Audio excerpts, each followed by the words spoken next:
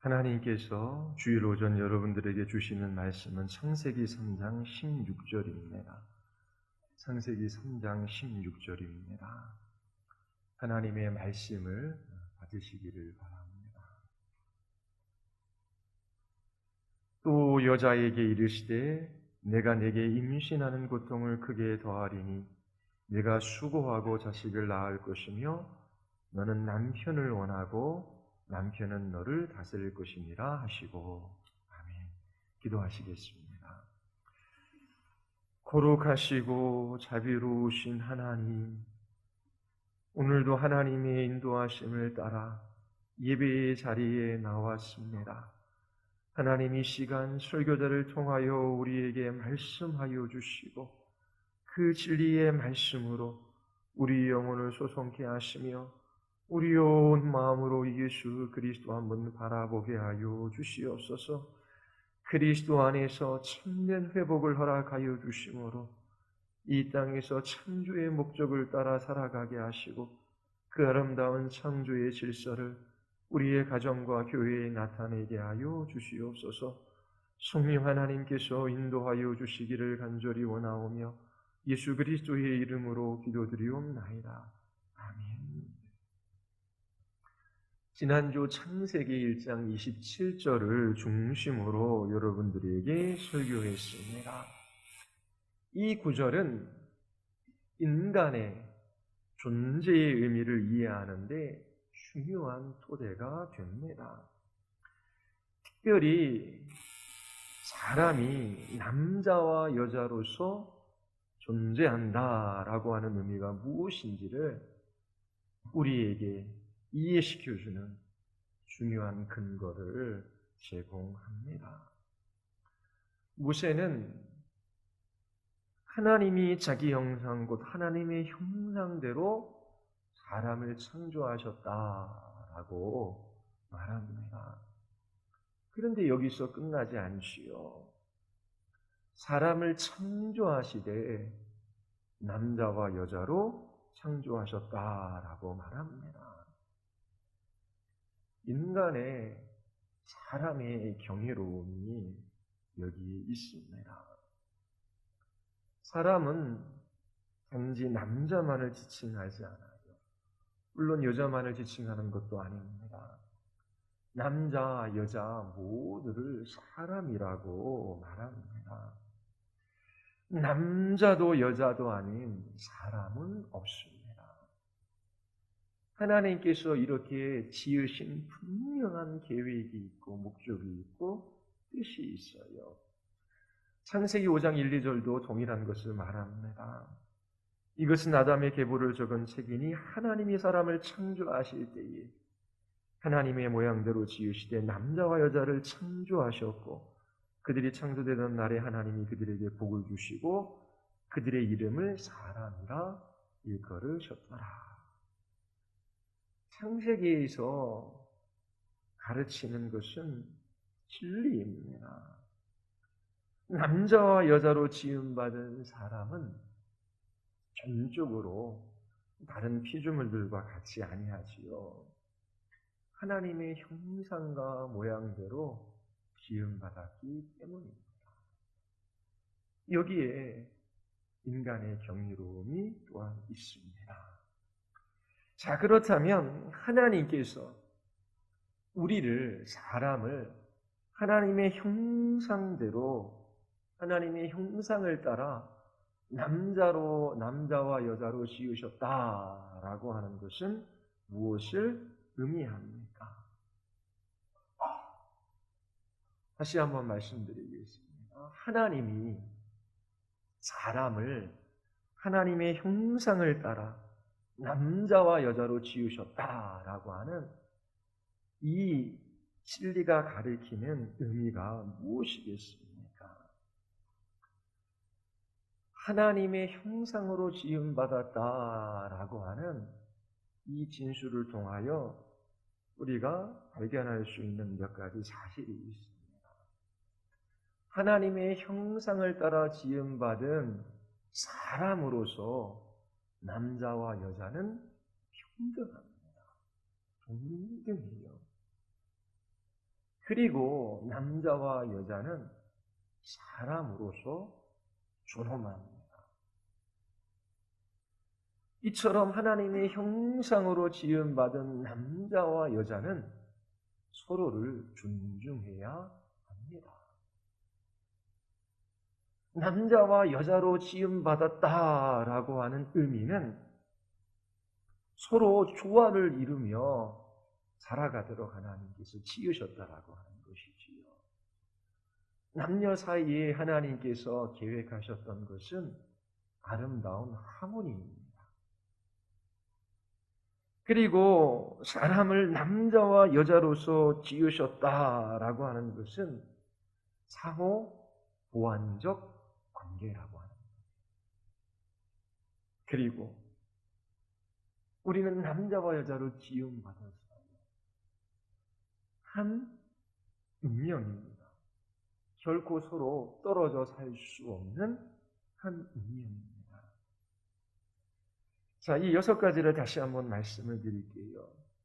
하나님께서 사람을 자신의 형상을 따라 남자와 여자로 지으셨다라고 하는 이것이 무엇을 의미합니까? 첫 번째는 동등합니다. 평등이에요. 자, 이 동등하다라고 하는 것은 남자가 그 무엇 때문에 여자보다 뛰어나거나 여자가 그 무엇 때문에 남자보다 뛰어나다라고 하는 것이 아닙니다. 그 반대일 수도 있지요. 예를 들어서 부부가 팔씨름을 하면 누가 이깁니까? 우리 아이들, 엄마가 이겨야 아빠가 이겨요. 물론 엄마가 힘이 셀 수도 있어요. 그러나 대부분 완력, 이 팔의 힘은 여자보다 남성이 훨씬 더 셉니다. 하나님께서 지으실 때에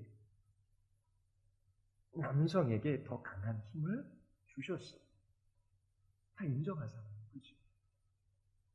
그러면 남자라고 하는 존재가 그 무엇 때문에, 완력 때문에 여성보다 뛰어나다. 여성이 힘이 약하기 때문에 남성보다 못하다. 그런 의미가 아니에요. 분명 남성과 여성은 차이가 있습니다. 다른 존재예요. 그러나 이 차이와 다름이 이 기본적인 사실, 하나님의 형상으로 지음받은 남녀가 평등하다라고 하는 이 진리를 바꾸어 놓을 수 없어요. 왜 평등합니까? 하나님의 형상으로 지음받았기 때문에. 자, 두 번째, 남자와 여자는 존엄합니다. 최근에 뉴스에서 존엄이라고 하는 말이 들려왔어요. 북한에서 최고의 존엄이 있지요. 누굽니까? 김정은 위원장님. 중학교 2학년 사회책에서 봤던 단어이고 또 우리가 이렇게 신앙생활 할 때 교회에서 들을 수 있는 이야기죠. 존엄이라는 말이 무엇입니까? 지위가 높고 위험이 있다라고 하는 것입니다. 자, 남자와 여자는 동등하게 존엄합니다. 그 이유가 뭐예요? 하나님의 형상으로 지음받았기 때문입니다. 베드로는 그의 서신에서 모든 사람을 존중하라라고 권면합니다. 모든 사람은 존엄합니다. 존중받아 마땅해요. 그 이유가 뭐예요? 사람이기 때문에. 어떤 사람? 하나님의 형상을 따라 지음받은 사람이기 때문에 그래요. 인간은 다른 그 어떠한 피조물과도 구별되어져요. 인간은 동물이 아닙니다. 동물은 하나님의 형상으로 지음받지 않았어요. 하나님의 형상으로 남자와 여자가 지음받았기 때문에 남자는 여자를 존중해야 해요. 또한 여자 또한 남자를 존중해야 하는 것이지요. 하나님의 형상으로 지음받은 남녀는 동등하게 존엄합니다. 또 하나는 존중이에요. 존중이라는 말이 무엇입니까? 높이어 귀중하게 대하는 것이지요.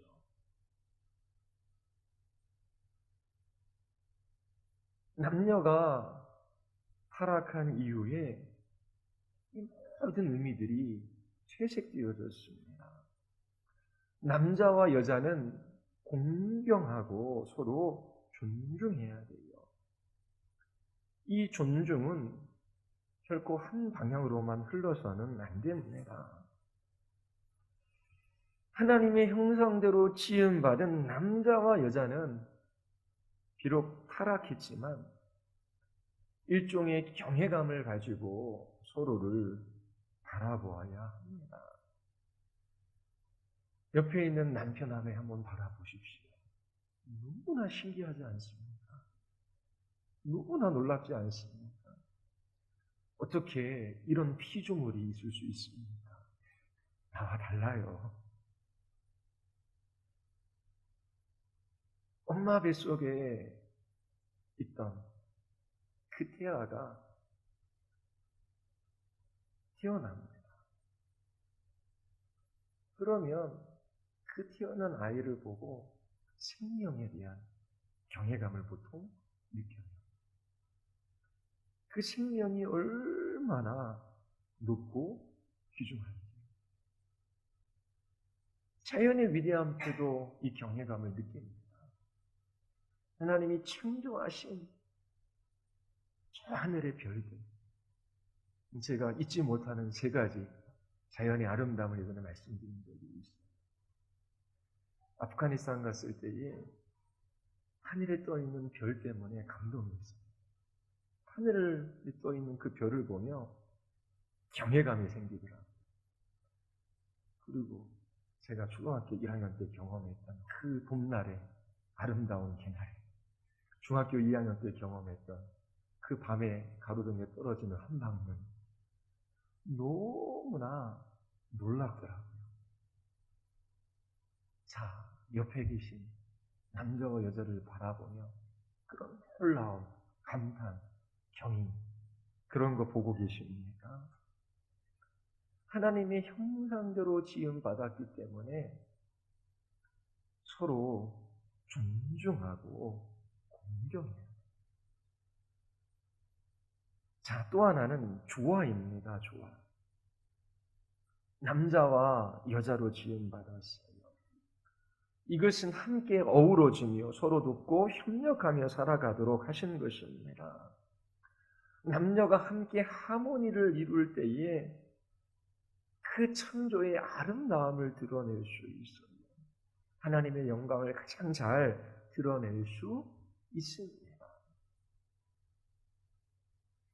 홀로 하나님의 영광을 위하여 살아갈 수 있지만 이 공동체 안에서 함께 더불어 가정 안에서 부부가 함께 하모니를 이루며 하나님을 섬겨 나갈 때에 하나님의 창조의 아름다움, 그 질서가, 그 하나님의 영광이 그 부부관계를 통해서 잘 드러날 수 있습니다.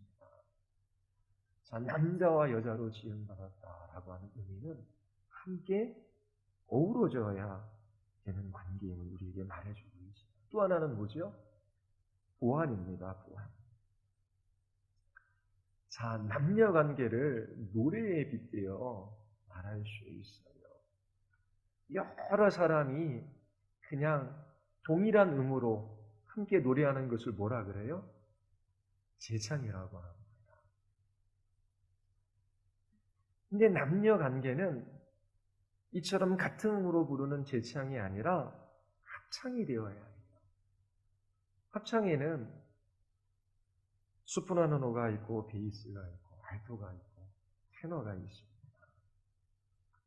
자, 이것이 의미하는 바가 무엇이겠습니까? 우리는 남녀의 차이를 존중하고 지지하고 또 가치 있게 여겨야 합니다. 타락한 이후에 남녀 관계는 우환이 아니라 착취와 이용과 억압의 관계가 되어 있어요. 조금 이따 설명할 겁니다. 남자가 힘이 있다라고 하는 것, 여자가 완력에 있어서 남자보다 힘이 부족하다라고 하는 것, 그것은 아름다운 하모니와 보완을 이루어 창조의 아름다움을 나타낼 수 있는 기회예요. 그런데 타락한 인생들은 그 약점을 이용하여 억압하고 자기 발 아래 두려고 합니다. 남성은 힘을 가지고 여성을 지배하려고 해요. 차이를 존중하고 지지하고 가치 있게 여겨야 하는 것인데 타락한 이후 이 남성성과 여성성이 부패하여 이 보완적인 관계가 깨트려져 나가는 것입니다. 남자와 여자는 서로 똑같아지려고 할 필요가 없어요. 하나님께서 똑같이 지으시지도 않았는데요. 여자가 남자의 복제품이 아닙니다. 남자가 여자의 복제품이 아니지요. 하나님이 서로 다른 존재로 지으시고 서로 보완하게 하셨어요. 우리는 서로를 부유하게 하는 각자의 독특성을 눈여겨볼 수 있어야 합니다. 자, 남자와 여자로 지으셨다라고 하는 그 의미, 서로 보완적 관계라고 하는 것입니다. 그 다름이 우리를 억압하고 착취하는 도구가 되게 하는 것이 아니라 우리를 풍요롭게 해요. 자, 또 하나는 한 운명이라고 하는 것입니다. 남자는 여자를 떠나고 여자는 남자를 떠나서 살아갈 수 없어요. 한 운명으로 함께 살아가도록 지음받았습니다. 남자와 여자는 함께 그리스도에게로 나아갈 때에 생명의 은혜를 이어받을 자예요. 우리 모두는 하나님의 나라에서 그의 영광을 즐거워하도록 정해져 있습니다.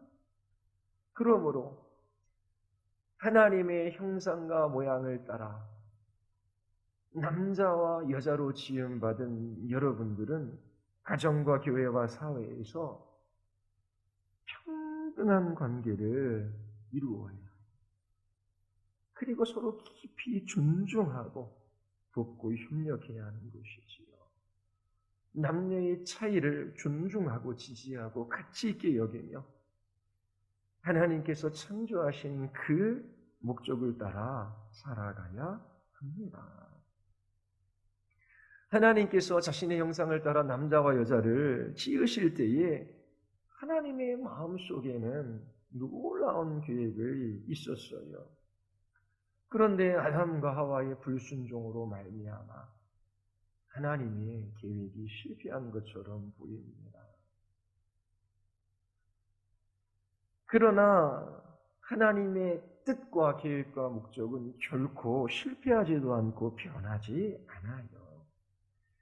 마침내 죄로 물든 우리들을 예수 그리스도 안에서 새롭게 재창조하심으로 이 창조의 목적을 따라 살아가도록 하십니다.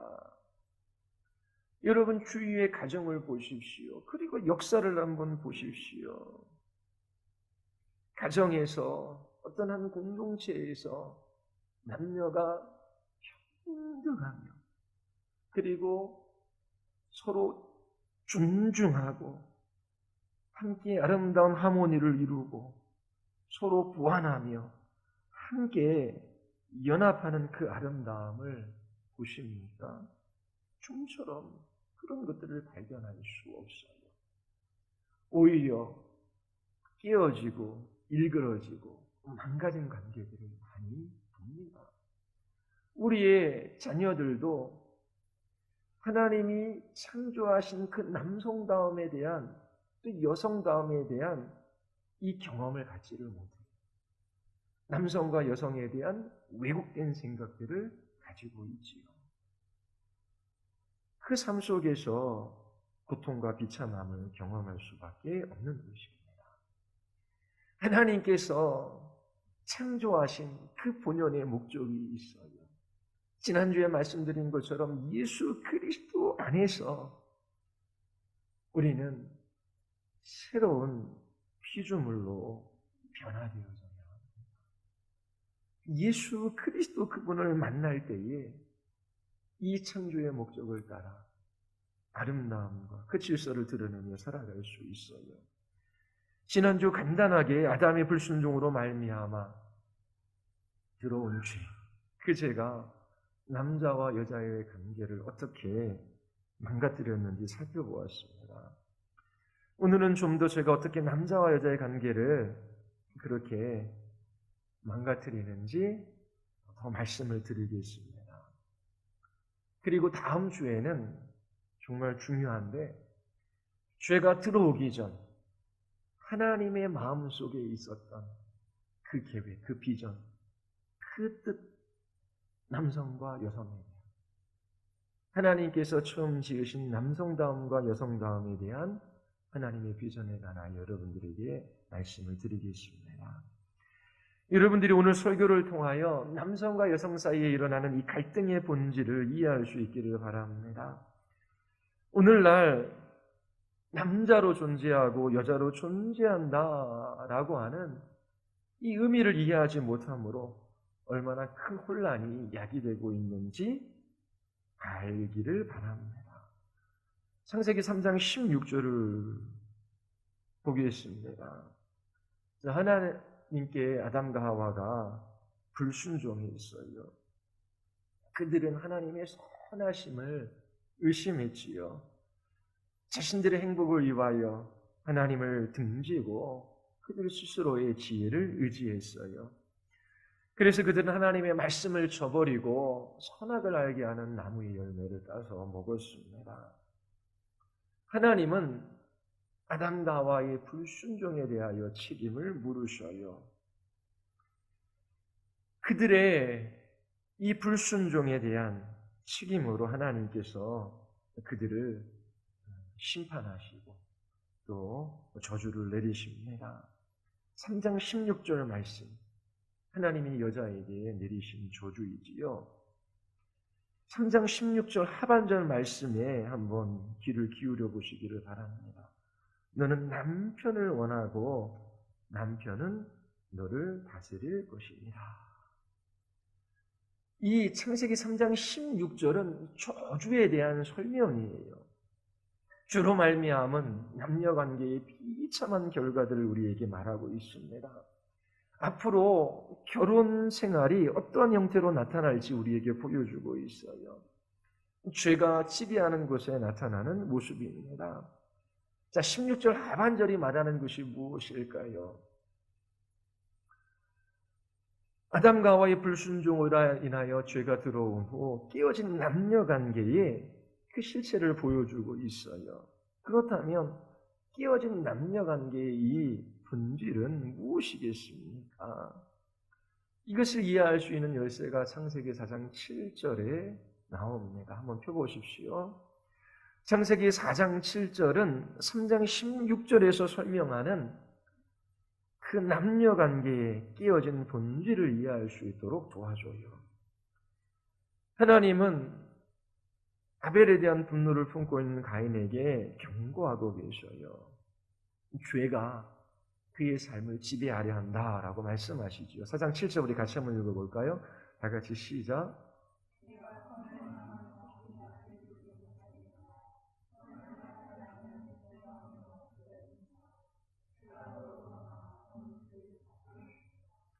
자, 4장 7절 하반절.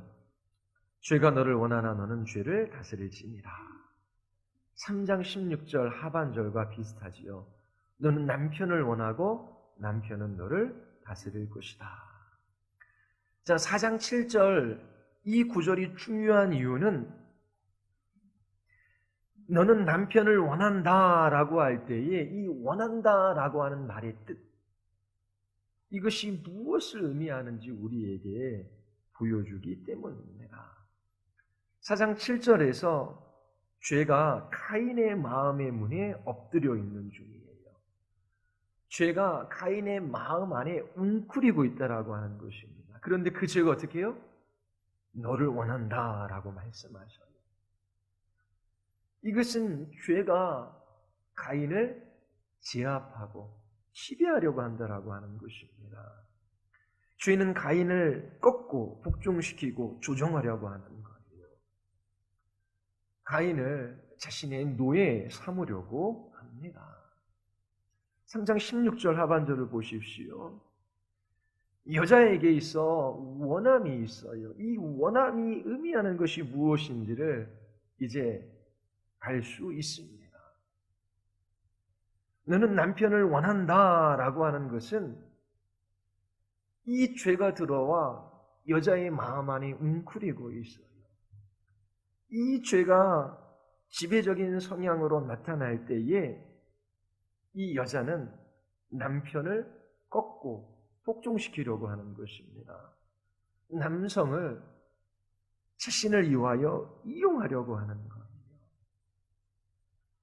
죄가 남성의 마음에 가득 찰 때 똑같은 방식으로 남성도 반응합니다. 힘으로 여자를 제압하고 지배하려고 하는 거예요. 창세기 3장 16절의 저주는 역사 가운데 나타난 남성과 여자의 갈등과 대립을 묘사하고 있습니다. 하나님이 창조하신 남성성은 죄로 말미암아 부패하고 오염되어졌어요. 여성성도 마찬가지입니다. 여성 해방운동, 남성 우월주의 모두 여기에서부터 시작되었어요. 죄의 본질은 자기를 의지하고 자기를 높이는 것입니다. 자기 중심적이고 자기만을 섬기려고 하는 거예요. 죄는 먼저 하나님에 대한 반역으로 나타납니다. 그리고 나서 서로 이용하고 착취하는 것으로 나타납니다.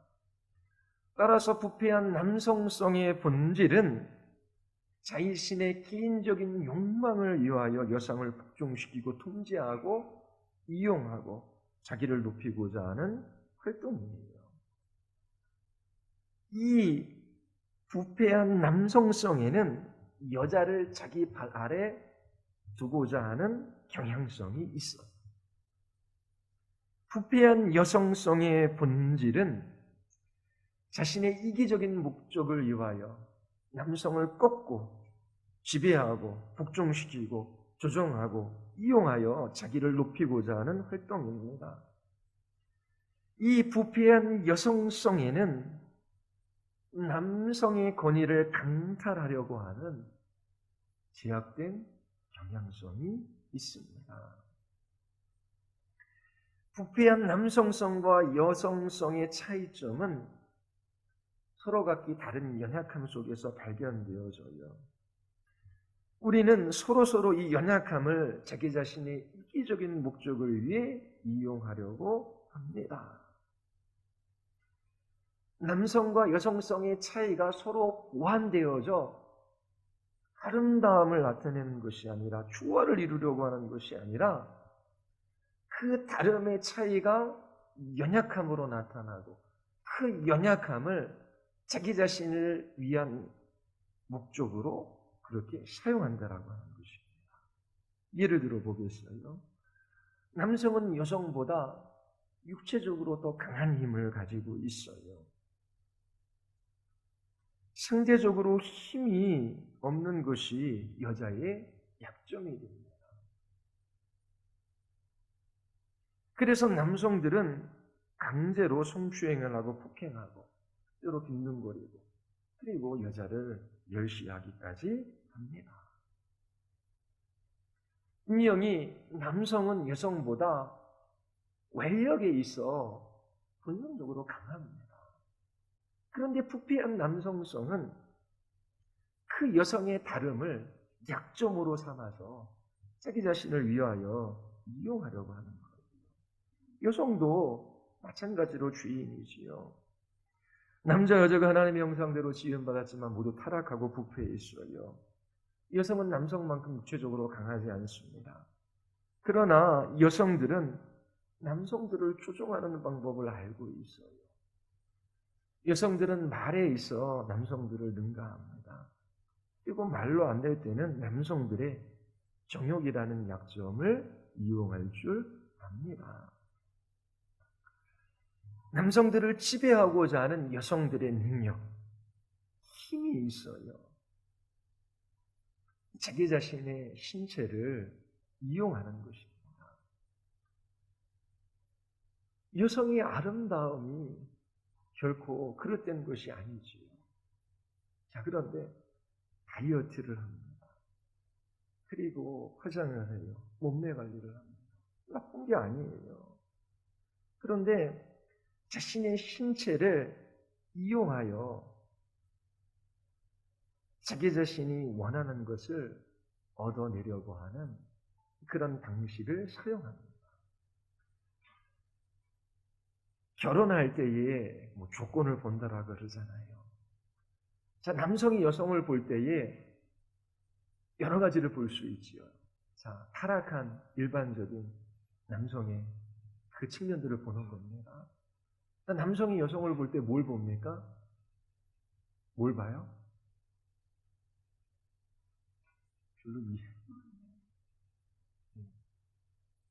김홍철 집사님, 아내 볼 때 뭘 보고 먼저 결혼하셨어요? 네, 대부분 외모를 봅니다. 여성이 남성을 볼 때, 결혼의 조건으로 볼 때 뭘 봐요? 남성보다 그렇게 외모를 중요하게 여성들은 보지 않아요. 능력을 봅니다. 힘을 봐요. 여성들은 자기 자신의 신체를 아름답게 가꿈으로 그것을 힘으로 사용하여 자기 자신이 원하는 것을 얻어내려고 하는 그러한 시도들을 합니다. 왜냐하면 여성들은 남성들의 약점을 알고 있기 때문에 남성들은 정욕에 약합니다. 어떻게 자신의 몸을 가지고 남성을 지배할 수 있는지 본성적으로 알고 있기 때문에 그렇습니다.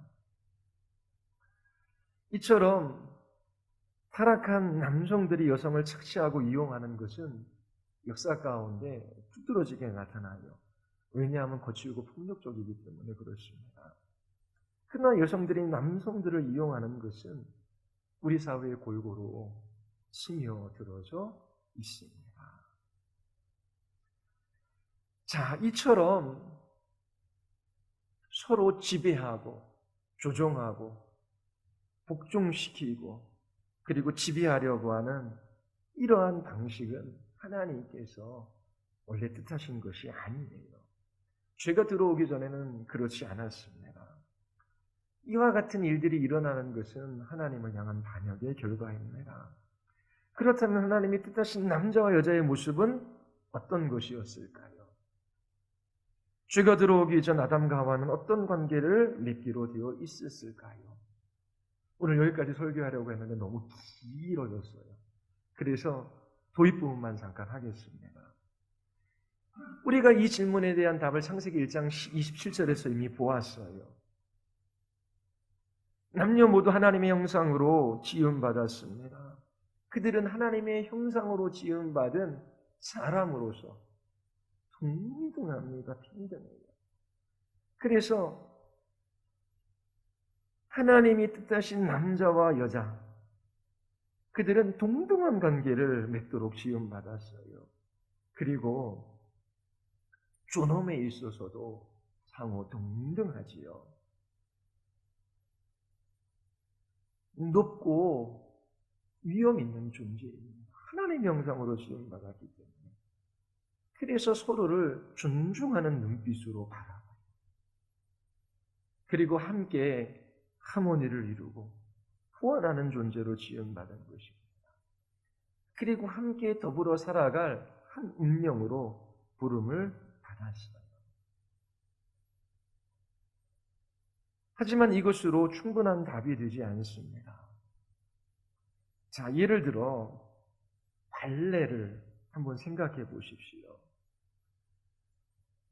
발레리노가 있고 발레리나가 있어요. 발레리노는 남성 무용수죠. 발레리나는 여성 무용수입니다. 자, 이 발레 극단에서 남성 무용수, 여성 무용수를 그렇게 이제 뽑고 그들로 하여금 이제 공연을 하게 합니다. 불러서 그들에게 주원해요. 자, 이 극단에서 당신은 훈련받은 발레리노이고 발레리나입니다. 자, 이 무대를 위하여 두 사람은 동등합니다. 높고 낮음이 없어요.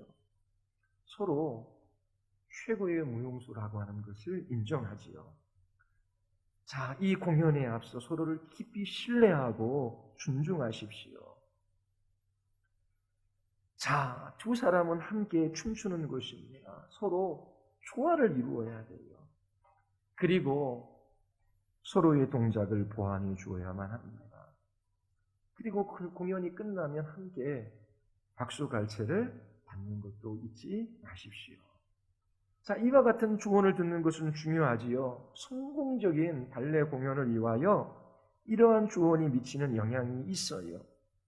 자, 둘이 평등하고 존중해야 되고, 그리고 둘이 존엄하며 조화를 이루고 보완해야 돼요. 그리고 함께 이 공연을 이어나갈 사람이에요. 이 공연이 끝나면 남자만 박수를 받는 것도 여자만 박수를 받는 것도 아니고 둘이 함께 박수를 받습니다.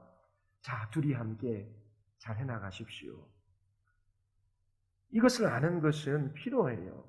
그런데 이것만으로 충분하지 않아요. 자, 그 다음에는 뭐가 필요합니까?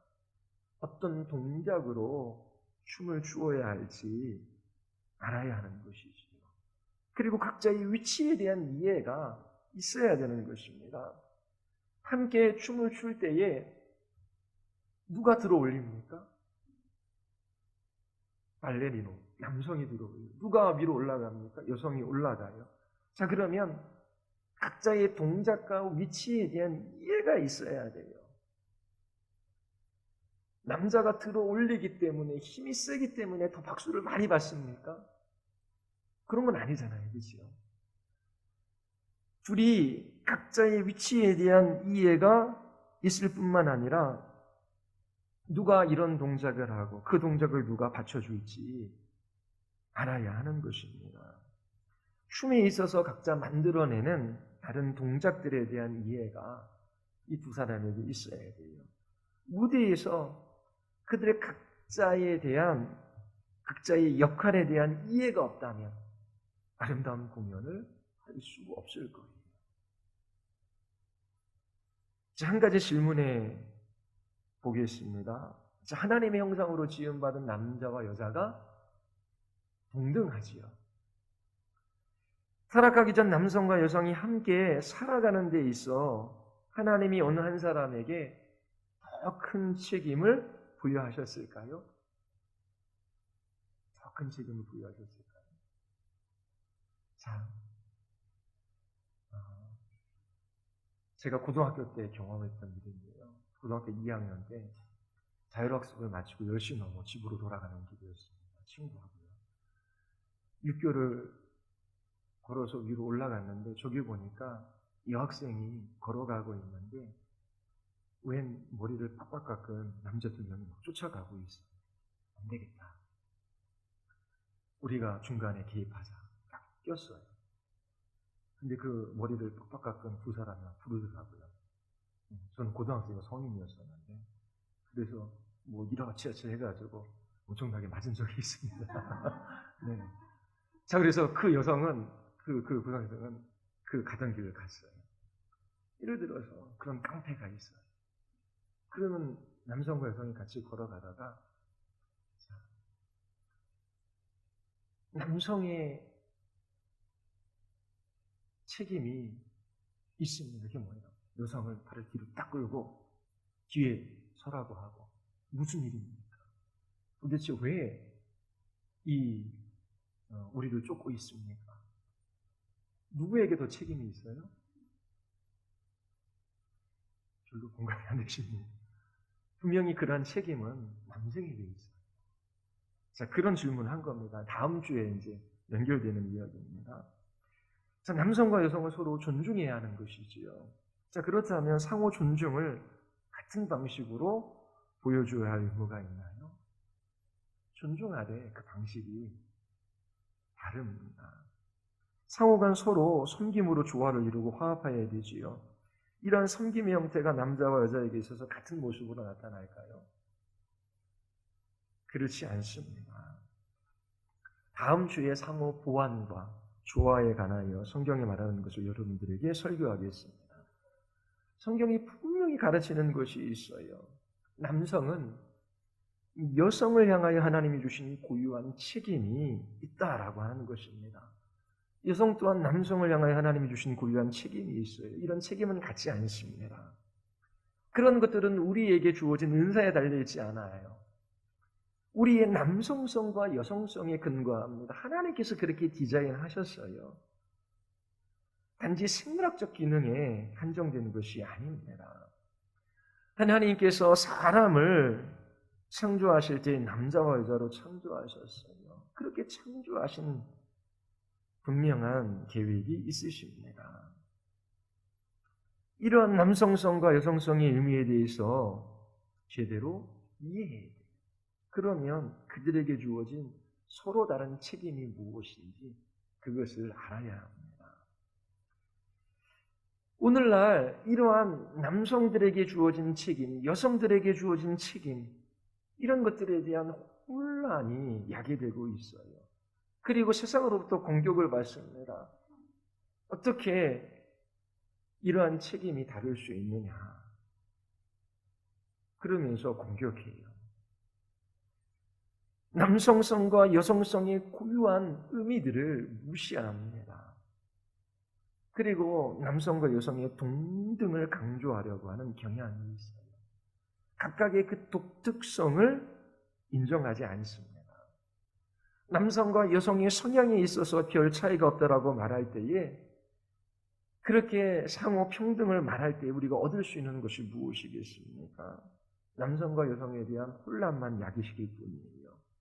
이러한 혼란은 우리로 하여금 서로에 대해서 만족하지 못하게 하고 결국 죄를 양산하고 파괴적인 국면에 이르게 합니다. 이혼하는 사람들이 늘어날 수밖에 없어요. 동성애는 증가합니다. 성범죄도 늘어날 거예요. 하나님이 부여하신 그 정체성, 남성성과 여성성에 대한 이해가 없다면 그 상실로 인하여 우울증, 자살이 늘어납니다. 부모들이 또 교회의 직분자들이 또 교사들이 젊은 세대에게 성숙한 남자가 되고 여자가 되는 것이 무엇인지를 말해줄 수 있어야 돼요. 관습에 뿌리를 내리거나 틀에 박힌 이야기가 아닙니다. 성경에 기초한 남성다움과 여성다움에 대해 알려줄 수 있어야 돼요. 그렇지 않은 것은 도덕적이고 영적인 책임을 회피하는 것입니다. 그리스도인으로서 가정을 이루었지요. 남편이 되고 아내가 된다라고 하는 그 명확한 의미들을 이해하는 사람이 드물어요. 하나님께서 남성에게 주신 고유한 책임, 여성에게 주신 고유한 책임, 그 직분에 대하여 알고 있는 사람들이 많지 않습니다. 결혼을 앞에 둔 대부분의 청년들도 하나님께서 사람을 남자와 여자로 지으셨다라고 하는 이 의미를 이해하지 못해요. 하나님께서 각각 고유하고 독특한 책임을 주셨다라고 하는 것도 알지 못해요. 이 책임에 대한 혼란은 결혼 생활을 위태롭게 합니다. 사단은 잘 알고 있어요. 지금 이 시대의 문화 속에서 남성다움과 여성다움, 남녀의 독특성, 그 고유성, 그것들을 공격해요. 그래서 그릇된 평등을 주장하죠.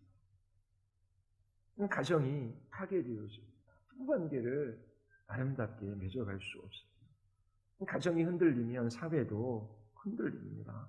사단은 이 사실을 알고 이 남자와 여자로 하나님께서 사람을 지으셨다라고 하는 이 진리들을 공격하는 거예요. 그리스도 안에서 회복되지 않으면 그 아름다움과 질서들을 맛볼 수가 없습니다. 부모들이 딸을 성숙한 여성으로, 아들을 성숙한 남성으로 양육할 수 있어야 합니다. 그런데 부모들이 하나님이 디자인하신 남성성과 여성성에 대해 이해하지 못한다면 자녀들도 그릇된 생각들을 가질 수밖에 없어요. 이 세상에 문화의 영향을 받을 수밖에 없는 것이지요. 하나님이 창조하신 그 남성 다음에 대한 그 아름다움을 이 여성들이 누리지를 못해요. 또 하나님이 창조하신 그 여성 다음의 아름다움을 이 남성들이 누리지를 못해요. 서로 대립하고 지배하고자 하고 그 관계는 파괴되고 마는 것입니다. 하나님께서 이처럼 남성다움과 여성다움을 회복시키고자 하시는 계획을 가지고 계셔요. 우리가 죄로 말미암아 잃어버린 것을 하나님께서 되찾기를 원하시지요. 그래서 다음 주에는 이 남성다움과 여성다움에 대해서 성경에 근거하여 설교하고자 합니다. 하나님은 예수 그리스도 그분을 통하여 우리를 회복시키시고 이 창조의 질서와 아름다움을 나타내고자 하십니다. 남자도 여자도 아닌 사람은 없어요. 하나님께서 함께 사람으로 지으셨지요. 함께 걸어갈 한 운명 공동체입니다. 그 둘의 성향을 다르게 디자인하셨어요. 이것을 깊이 있게 생각해 보시기를 바랍니다. 우리가 남자와 여자로 존재한다라고 하는 것을 바르게 이해할 때에 자기 자신의 정체성이 분명해지는 거예요. 만약 우리가 자기 자신의 정체성이 혼란을 경험한다면 그 결과가 여러분들의 가정생활, 또 교회생활에, 성회생활에 나타날 수밖에 없습니다. 하나님의 선한 계획 속에 하나님이 여러분들을 어떻게 지으셨는지 알아가기를 바랍니다. 그래서 부르신 가정과 교회와 사회 속에서 그 창조의 질서와 아름다움을 맛보고 또 드러내는